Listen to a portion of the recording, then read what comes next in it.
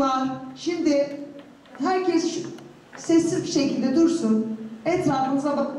Diğeri çevre bilinci ve bizlere zarar verecek, bedenimize zarar ve her türlü kötülüklerden uzak duracağız ve anne ve babamızın bizi uyardığı şekilde, anneciğim bak kızım gittiğin zaman da ben size ne veriyorum, bakın örtü verdim değil mi?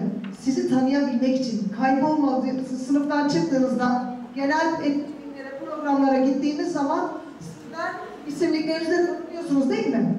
Neyle koruyacağız? Bize özellikle yanlış yönlere, yanlış kriterlere yönlendirecek, hayatımıza zarar verecek arkadaşınız, çünkü biz hep genelde neyden kaybediyoruz? Meraktan. Meraktan kaynaklanan alışkanlıklara dönüşüyor. Bunlardan uzak durmamız gerekiyor, tamam mı? Dolabım var, benden izinsiz çekmecemi açtığınız zaman ne oluyor? Habersiz ve o çekmeceden herhangi bir şey aldığınız zaman beni kandırmış olabiliyorsunuz ama kendinizi kandıramazsınız.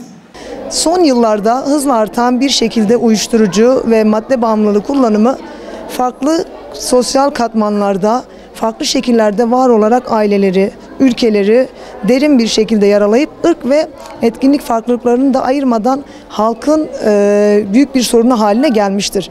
Madde kullanımı aşırı ekonomik maliyet, ölüm oranlarında artış, aile dengelerinin bozulması, sağlıklı bireylerin meydana getirilmesi gibi temel konularda ciddi bir sorun haline gelmektedir.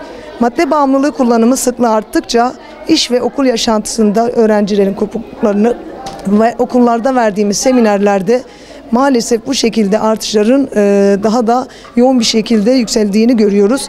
Madde bağımlısı olma sebeplerinden yaptığımız seminerlerde ve özellikle de okul, KYK pansiyonlarda öğrencilerle iç içe olduğumuz süreçte benlik saygısının özellikle düşüklüğünden, sağlıksız arkadaş ortamı, meraklarından, kişilik problemi yaşayan, sağlıksız aile ortamında sorunlardan kaçış isteği, dayanıksız ve güçsüz, kendini bir şekilde ifade edememe sebeplerinden, duygusal yoksunluk eksikliklerinden daha fazla madde bağımlılığının ve bu şekilde tütün ve diğer uyuşturucu madde kullanımının artışını görmekteyiz.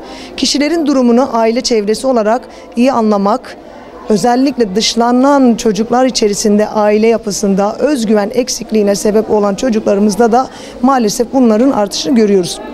Bu bağlamda biz Adıyaman İl Müftülüğü Bağımlılıkla Mücadele Koordinatörlüğü olarak özellikle valilik ve diğer STK'larla çalışmalarımıza devam ediyoruz.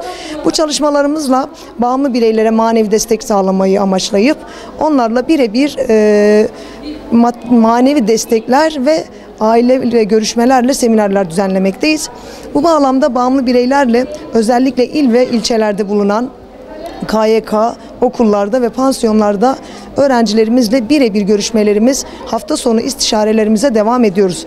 Sevgi evlerinde kalan gençleri ziyaret ederek ve her hafta 2 mahalle belirleyerek Adıyaman çevresinde bulunan bütün mahallelerle bu şekilde seminerler düzenleyerek çocuklarımıza, gençlerimize bu bağlamda yardımcı olmaya çalışıyoruz. Ki en önemlisi bizim yazmış olduğumuz Tut Elimden Geç Kalma proje kapsamında özellikle ortaokul ve lise düzeyinde bulunan çocuklarımızla da bu şekilde seminerlerle onların manevi desteklerini sağlayarak inşallah daha verimli bir hale getirmeye çalışacağız.